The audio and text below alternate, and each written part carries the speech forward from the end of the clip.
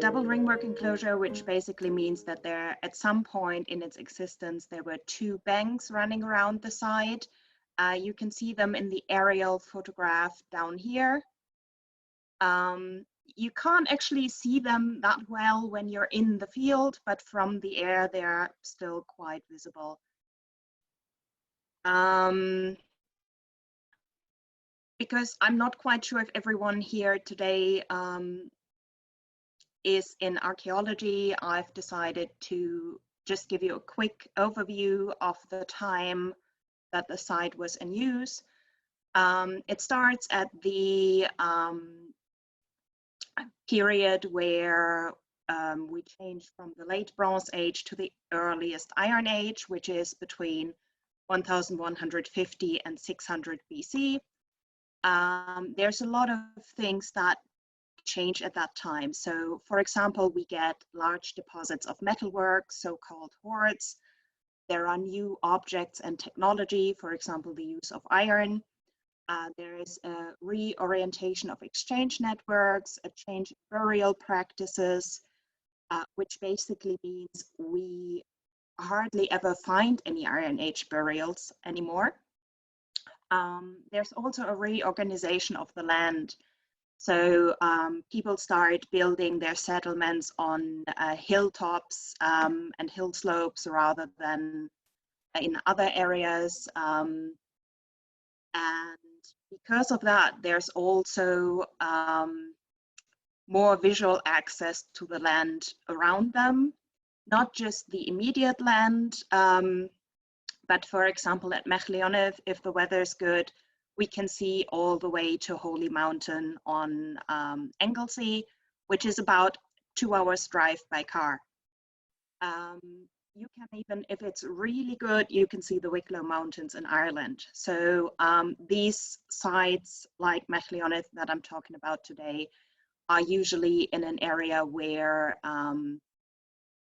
you can see a lot of the surrounding area and not just the immediate area. Okay, so the Llŷn Peninsula, for those who don't know, is that little bit here marked in the red square that sticks out into the Irish Sea. During the late Bronze Age and the Iron Age, we have different types of settlements on the Llŷn. We have enclosed settlements, some sizable hill forts, for example, like Tre'Carry, and then smaller farmsteads like Meillionydd, but also many open settlements, which on the map on the right are all the tiny black dots. And while there, we know that there's a lot of activity going on in that late Bronze Age, Iron Age period, those sites aren't very well researched. So their chronology is unclear, their structure unknown. We don't know what the relationship between the sites is. Are they all in use at the same time, or is there a development from the open settlement to the enclosed ones? So that was one of the reasons why Ray and Kate chose to excavate one of the sites in the area, and also the double ringwork enclosures are of particular interest because on the Llŷn we have so-called narrow double ringwork enclosures, which means that the two banks are on average less than 10 meters apart.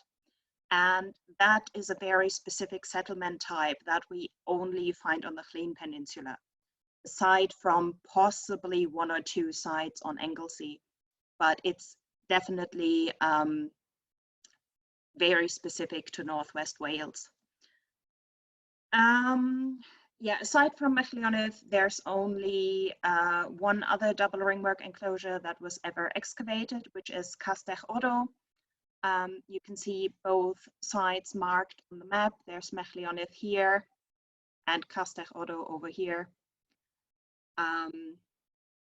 So there really hadn't been much research done before Ray and Kate started excavating at Meillionydd. Meillionydd was chosen as a site based on a magnetometer survey that Gwynedd Archaeological Trust did in 2007. That's the gray image on the left. And on the magnetometer survey, you can quite clearly see that there's something going on beneath the ground. You can see the banks, and you can see some areas where there's activity, those circles you can see. Based on that, the expectation was that we have 2 banks and a few houses on the inside, basically a small rural.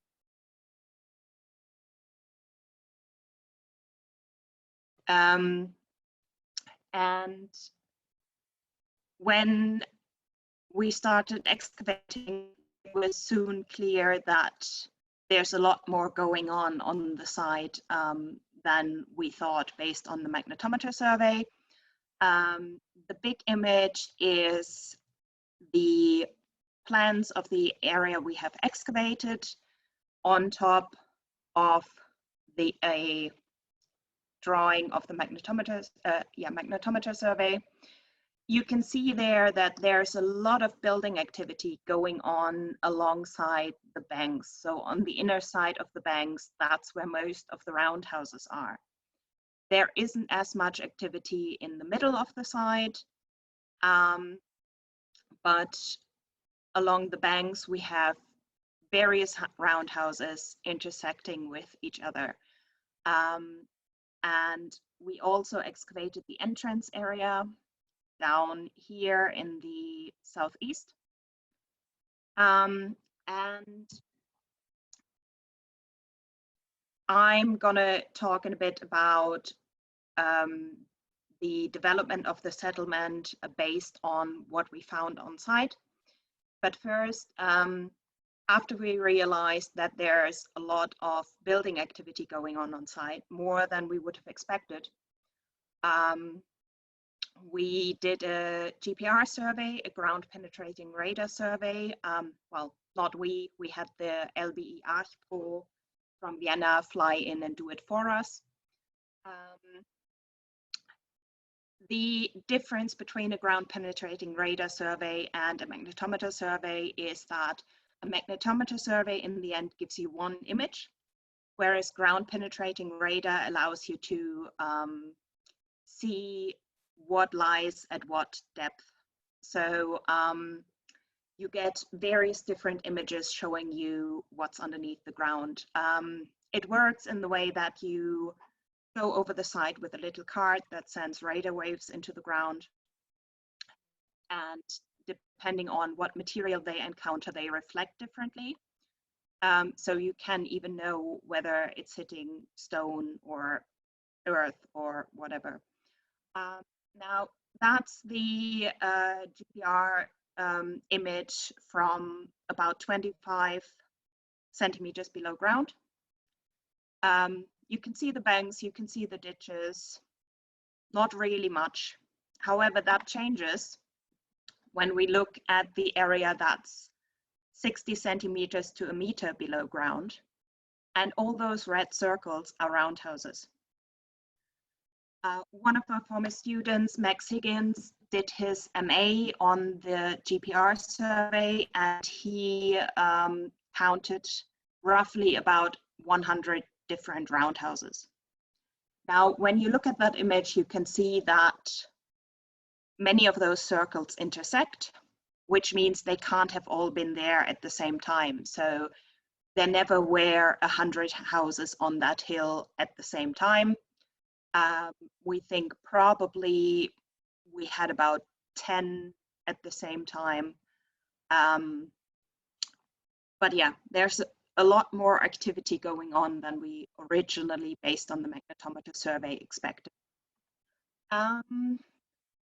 Now, based on what we found, we can say that there's a complex occupation sequence spanning from the 8th century to the 3rd century BC. And the earliest phase is a late Bronze Age, early Iron Age timber phase, where we have timber buildings and an open settlement, so no enclosure yet. The image on the bottom left shows you what that may have looked like. So a bunch of wooden roundhouses sitting on a little hill. We know there's 3 different unenclosed timber phases, and we know that because some of the roundhouses are in the same area. So this circle here is in the same area as these 2 here, which again, at least this one is in the same area as this one. So those 3 houses, or 4, would intersect, which means they can't have been there at the same time.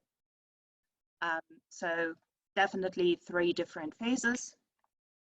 And after that unenclosed phase, we have a second timber phase, but this time it's an enclosed settlement. So again, timber roundhouses, but with a wooden palisade and 2 banks surrounding the settlement.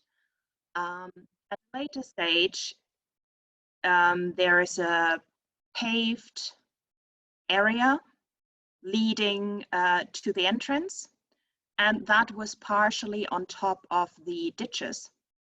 So we know that was built later than the ditches. After that, there is a change from wood to stone. So instead of the timber roundhouses, we have stone-built roundhouses. We have 2 earth and stone banks surrounding the settlement. The inner one has an interned entrance, and there's a gate blocking that entrance. That gate is rebuilt at a later stage. So that's why we have 2 phases here, and there's also a repair phase that we could see at this part of the bank, the inner bank. However, that very labor-intensive entrance that was built doesn't actually seem to have been in use for very long, because in phase 4, there's already a roundhouse right in the middle of that entrance, blocking it completely.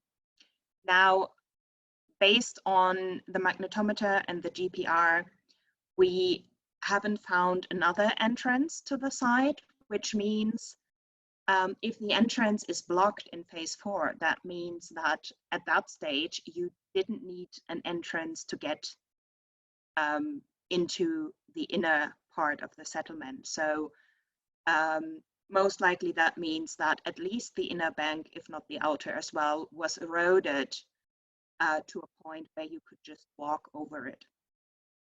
And then basically afterwards, the other stone-built phases, we have 5, 6, 7, and 8. You can see there are different roundhouses all sitting in the entrance area, blocking the entrance to a certain extent. Because of all the building activity, the interned entrance gets destroyed more or less. And only really in phase 8 do we get to a point where the entrance, or the former entrance, I should say, isn't really blocked anymore. But even before that point, we have a metalled road running over the inner bank terminal, which means that there's a paved area that people have been walking on. So that's just one more sign that shows us that the banks weren't maintained, and that you didn't actually need an entrance because they were eroded so badly that you could just walk over them. Now, I mentioned earlier that there's this site that has been excavated, Castell Oro. It was excavated in the 1930s and 50s. And Castell Oro actually, it's not far away from Meillionydd. It's about 3 miles as the bird flies. You can see it from the side. And it was occupied at the same time as Meillionydd, so 8th to 3rd century BC. And it also has a similar occupation sequence. Now, Alcock's excavations in the 50s were different to ours in the sense that, first of all, he didn't quite have all the technology that we can use today, so no magnetometer, no GPR survey, and he dug relatively small trenches because he also didn't have a big team to excavate with. And that isn't really helpful if you have such a complex occupation sequence, which is why at Meillionydd we have dug more or less in different years one big continuous area. But from Alcock's results, we can say that at Castell Oro the sequence was fairly similar to what we have at Meillionydd. So there was at least one timber phase that was enclosed because he found post holes that were part of a wooden palisade. Then there's a double ringwork phase with an interned inner entrance. And this entrance is later wrecked by the construction of roundhouses in that area. So again, we see the same thing we see at Meillionydd. And usually, this is interpreted as a settlement's status increasing to the point where they can afford to do labor-intensive work like building banks. And once the banks aren't maintained anymore, that's usually seen as the decline of that settlement. Now, let's look at architectural monumentalization for a moment, like, for example, building banks. That's a very labor-intensive task because it requires a surplus of human resources. So you need people who can spend their time building banks rather than tend to the fields or do other necessary tasks. And that's usually seen as an indicator for social significance. Now, aside from that, you also have conspicuous consumption of human labor, which means it's not just the manpower isn't just used for projects that are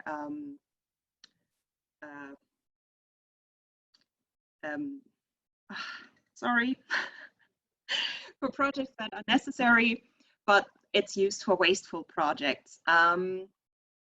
And because this shows that you don't just have the surplus manpower to build banks you actually need, but for example, you have the surplus manpower to build banks you don't really need, that's a particularly powerful indicator of social significance. Now, during the British late Bronze Age, early Iron Age, we mostly find that kind of conspicuous consumption in individual settlement contexts, so hill forts, hill slopes, or other enclosures. And one of the things that we often find are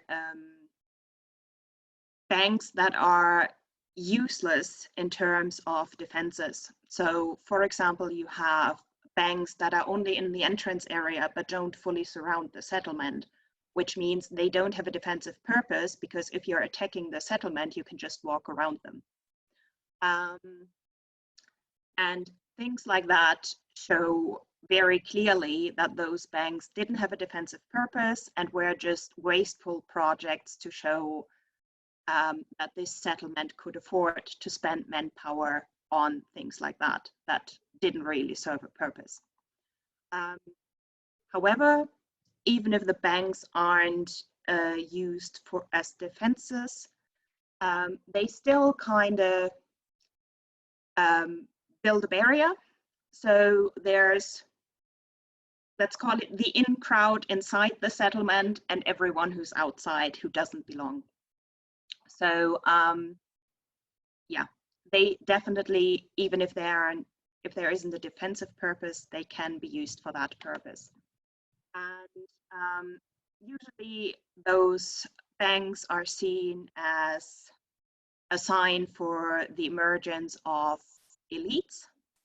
Basically, a settlement becoming so important that it has people, even in the surrounding area, that they have control of, that owe them labor, for example, and that they can use to build these lavish monumental projects. Now, as said before, one explanation once those banks then aren't maintained any longer is that the settlement loses its status. However, there's a second possible explanation for eroding banks, and that those aren't necessarily a sign of the loss of status. Sometimes in some settlements, we see that old banks are left to erode while new ones are built. And surely it would be much easier to just maintain the banks you already have than build a completely new one. So there must be another explanation. And also on top of that, obviously, if you can afford to build a new bank, the settlement status hasn't changed.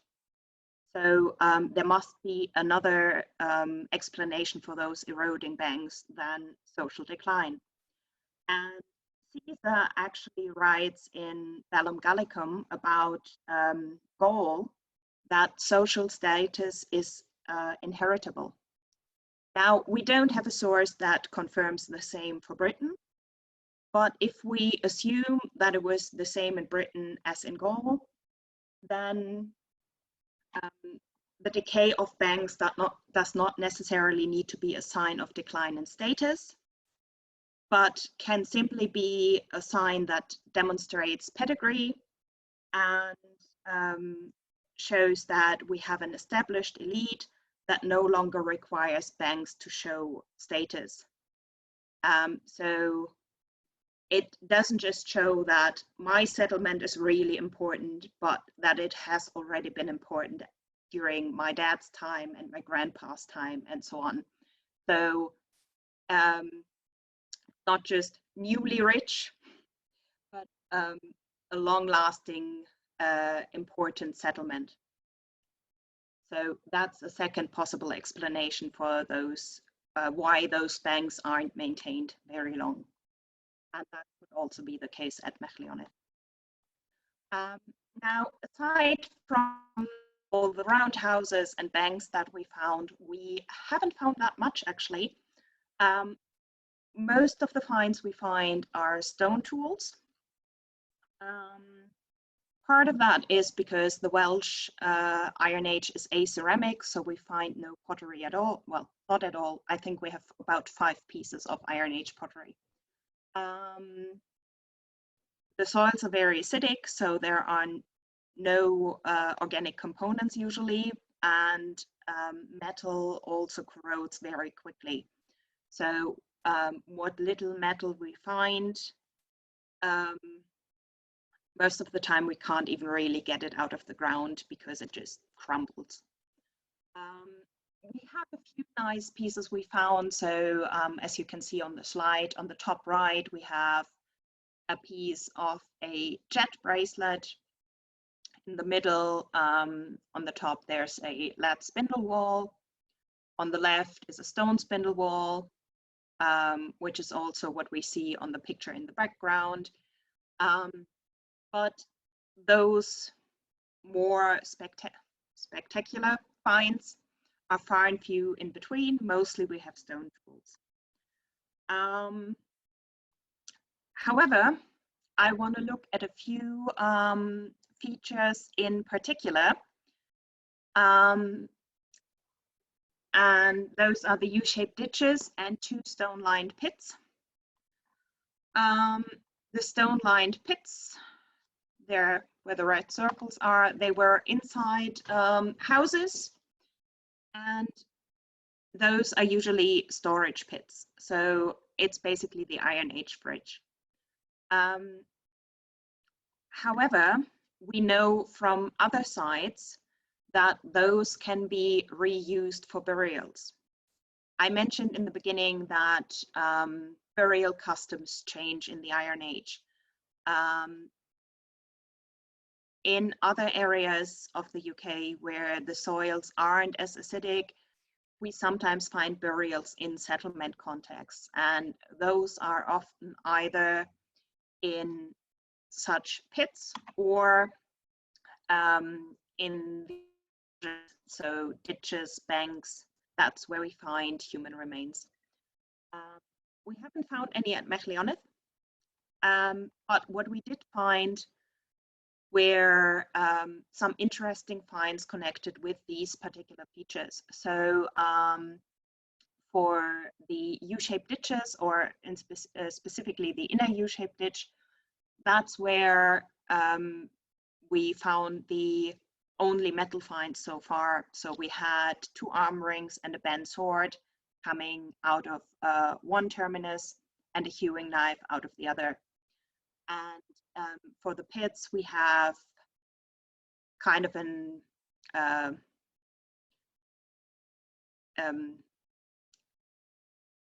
also specific finds we found in them that could indicate burials. So to give you one example, that's one of the 2 pits right there. It was covered with a layer of big stones, which incidentally had pockets of air in between them sometimes where the soil didn't quite reach. And in those, we found the only organic finds we found so far at Meillionydd. Those are shell deposits, as you can see on the picture on the top right. We also found 2 spindle walls. Considering that many of our other spindle walls actually come out of the topsoil and not out of archaeological features, that's quite a lot. And we found 3 blue glass beads. In total, we have 4 glass beads from Meillionydd. So 3 in one feature is quite good. And because we have all these finds in this one very small specific area, which actually is a lot for what we usually find on the site, actually George, as part of his MA, did phosphate analysis, and he also looked at those pits because we were hoping to get some evidence that these pits may have been used as burials, because as said before, we have no human remains. And basically what George found, and if you have any questions, I'm sure he'll be happy to talk about that later in the discussion. The soil analysis basically showed that there were traces of elements that you find usually in burial contexts. So while I don't have a skeleton to 100% undoubtedly prove that those were burials, based on what type of features they are, the type of finds we find there, and the soil analysis, it looks fairly likely that those pits were used as burial or for burials at a time when the house was actually given up. Okay, just to quickly sum up all that information I've bombarded you with. At Meillionydd, we have a highly complex stratigraphy. The site was in use for about 500 years, so from the 8th to 3rd century BC. And we have at least 8 main phases, some with several subphases. So we have 6 timber phases, followed by 7 stone-built phases. The external boundaries of the settlement change over time.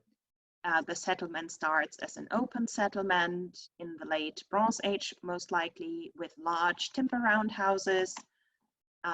It is later enclosed with a wooden palisade and 2 U-shaped ditches. And then when we have the change from timber to stone as building material, there's a second enclosure phase, this time with earth and stone built banks. The banks are later abandoned and the site returns to a more or less open settlement, but the remains of the early enclosure would still have been visible to an extent. Finally, when the site is given up, we have a complex closure and abandonment rite where the banks are slighted, the roundhouse foundations are intentionally infilled. We sometimes find structured deposits of objects within those infills. And we also have some objects that are found in contexts which could indicate settlement burial. And thank you so much for your attention. Hope to be back on it next year, COVID permitting. If not next year, then the year after, hopefully. So yeah, hopefully I can maybe give another paper in a year's or 2 years' time with a bit more information on the site. Okay, thank you very much.